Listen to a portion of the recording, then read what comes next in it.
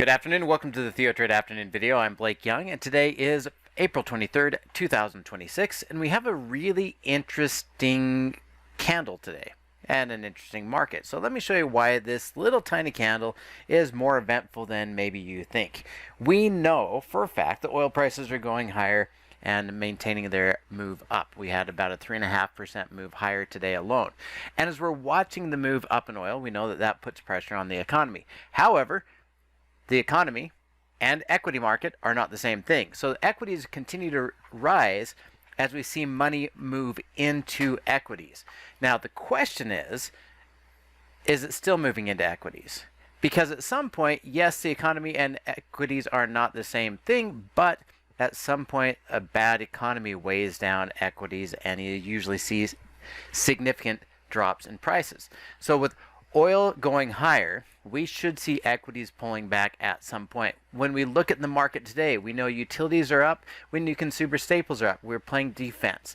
And we know technology and consumer discretionary were the worst today, down over 1% and 1.5% respectively. Now as we push to these highs, I want you to notice a couple of things that are warning me that this may be it. One, yes, it is a hanging man type of candle, at least at this moment in time. Two, it is at the 0% level of the monthly distribution of the monkey bars. Three, our Chaikin money flow is past 2 standard deviations, saying all the buyers have bought that can buy, and our volumes have been very, very low and have been continually lower and lower and lower during this rally. And here's the big one for me. If you go into the Market Watch tab and you change your visualization from watch to index watch and put the S&P 100, I want you to notice that this move, the amount of capital leaving on lighter volume but at key levels, is dramatic. We are at $6 billion right now in the stocks that are going down. So advanced decline shows pretty balanced. 52 stocks up, 49 stocks down. Not a big deal. It's balanced. But when we look at the difference, we have 1.7 billion in the stocks that are going up and 6 billion going out of the stocks that are going down. That ratio is 4-to-1. That is a lot of money going out. That is a big problem. So there's a lot of money leaving as this is near the tops. It appears to be, as far as my reading of this goes, that we are seeing profit taking and positioning for shorts. Not just profit taking, it's not just simply closing out those positions, but profit taking and positioning for shorts at this key level. If oil prices remain high, that could be a problem. What would give us an indication that oil prices would remain high? Besides the technical indication that we pulled back and bounced off of the fair price for the year, and that we crossed back through the zero here and have a target about 106, 107 for the month. By next week, we should hit 107 again. We have news as well. If we're to look at the news today alone, not only do we have indication that mines are being placed in the Straits, but that we're going to continue to fight over this, and that Trump says he's not anxious, he has all the time in the world, which means we don't really have time for resolution. We don't expect a quick resolution at this level. If we're not going to expect a quick resolution, oil prices are likely to continue to move higher. So those are the things we're watching and at least being aware of as we're watching this market move. Add to that we are absolutely seeing a movement of a flight into safety. We're talking about that 1/4 of the volume of capital is going into utilities and consumer staples. You can see that utilities had a great day, gapped up, closed higher, right on the cusp of 46. A close above here says definitely keep a bullish posture, and a close above 46.70 would have us looking for specific stocks, individual stocks that pay a good dividend, that are probably going to head up maybe 5% and pay a good dividend inside of utilities. We can look at consumer staples, XLP. And what are we seeing? A return higher, this bottoming out, sideways, horizontal, double bottom kind of pattern. It is not breaking through our monkey bars, but it is creating a double bottom pattern. And that move in consumer staples in general is also about a 4 to 5% move. Individual stocks in this area are going to be better to look. And if we look at stocks like Walmart, you can see that we've Bounced off here, got a buy signal here, got an additional buy signal on this breakout. I'm looking for 134 and a retest of these previous highs. Probably too fast to chase it at this moment, let it pull back. Coca-Cola's gave a nice bounce through here, not strong enough, and keep in mind we have earnings. Procter & Gamble has earnings, and it gave us a nice bounce today as well, ahead of earnings. So I do think they will probably outperform on earnings and continue to move higher, but we're not going to play it right before earnings, not as a long-term buy and hold. So going through and finding the stocks that are in this space that do not have earnings in the next couple of days is pretty difficult, but I do like this space, and it might be worth going into consumer staples in general, or looking for those stocks that are going to give you the breakout and that you can hit your target before you hit your earnings. So earnings out here by the 30th, you do have a 1 week trade that you can play in a stock like Altria. Altria is breaking out through here. Not only do I expect it to go to 68, but probably all the way up to 69 or 70. And we easily could do that before earnings on this move today. So buying at a $67 level and looking for a quick move up to 69 to 70 could be a good trade. I would say you could do an in-out type spread and play this into next week, knowing that you are going to get out right before expiration, or excuse me, before earnings and before expiration. The in-out spread would be the 66, paying 85 cents of time decay, sell the 45 delta because we do want to get this in the money by that date, or go with the 34 and get a non-time decay trade. And that would give you something like this.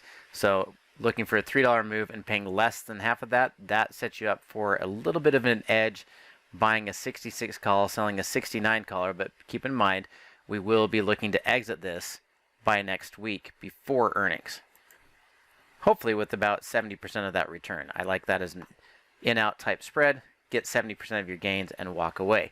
So there are going to be opportunities in consumer staples. There are going to be opportunities in healthcare and in consumer staples and utilities as we watch the move shift into safety. Healthcare is holding its support. Individual stocks inside of healthcare, after they got knocked down, I think they're going to give you really high premiums and give you opportunities to get into trades to participate in things like this. Now, CSX, we're not going to chase. Let's go look at CVS. Big bullish move today. Keep in mind we still have earnings 2 weeks out, but that's a solid bounce, a solid breakout. I expect the move to go at least $4 more, so I'm expecting at least a 5% move higher and getting back into this $83, maybe even test the gap and the annual highs. And so CVS looks very promising as well. If we look at the options, it might be interesting to do a trade ahead of earnings, knowing that if it gets up to those targets, you will be able to get out for a lower price, but it's already overpaying. So you could go with a 78, collect $2.25, and get yourself 2.8%. But the spread, 78 by 77, I generally don't just do 2 weeks, but knowing that we have earnings, that's going to give you 42 cents. If you can get 42 cents, you have to be right 58% of the time. And in this situation, we'd be selling a delta of 36, which says we're going to be right about 64% of the time. So the trade setup, you could go that way, or you could go with an in-out spread again, knowing that you're going into earnings. We'd go with the delta near 70, buy the long call at 76. You're paying $1.96 of time decay, so we'll sell $1.96 of time decay and turn it into a trade that is going to cost $3 for a $5 spread. So a little more expensive than the other one. I kind of like the short put vertical a little bit better, but either one of these should work out, assuming we get another $2 move higher, even going into earnings. So to step aside from the bullish ones and get back to this idea that the economy is struggling and oil prices are high and you're going to see consumers defaulting, you know I've been waiting for Carvana to stop climbing, to set up the trade. It traded into the top monkey bar and out and already hit the target. But this is the first true sign of a lower close through a key level. This gave us a lower close to the same level. This one gave us a lower close out of that level. This looks more promising as the top. So Carvana does appear to have set up for me to take a bearish position. And if we look out just 3 weeks, and we sold the delta near 42, the 430 and bought the 435. It's a $5 wide spread. We want to get at least 25 cents per dollar wide. If we set up that trade at 430, 435, they're going to pay us 25 cents. But the spread is pretty difficult to get a fill here. If you can get the fill near 125 or higher, that's saying that your break even is 431.25. Look at this chart again, 431.25. Do you think that we're going to close higher up here past 431.25 in the next 3 weeks? Considering that we've gone this far, our volumes are getting less and less. We've been past the 2 standard deviations as far as the money flow goes, and we just had a lower high, lower close with a solid close down, knowing that they have earnings coming up. Could be a trade. Just keep in mind that the earnings are next Wednesday, and so we want to be careful with it. But I think there's a very good probability that 430, 435 short call vertical wins out, and your defined risk trade says, yeah, we just have to have it stay where it's at or go lower. Even if it has earnings surprises to the upside, you would have to jump an additional 8.5% after this type of recovery. So it's an 8.5% on top of what we've done here. And I like that as a potential short as well. I'm still looking at this as the market is setting up for a top. The market is setting up that the economics are going to come into play. The fundamentals are going to come into play. And if we are not in any hurry to have resolution because we have, quote, all the time in the world, crude will stay higher. And costs will stay higher. And consumers will be stretched more. And so I'm still looking for safety in utilities, consumer staples, healthcare. I'm looking to fade the things that are high leverage consumer discretionary, like Carvana, and take advantage of these moves, even with earnings in front of us. That's going to do it for me today. Thank you for watching, and we'll look forward to talking to you again next week.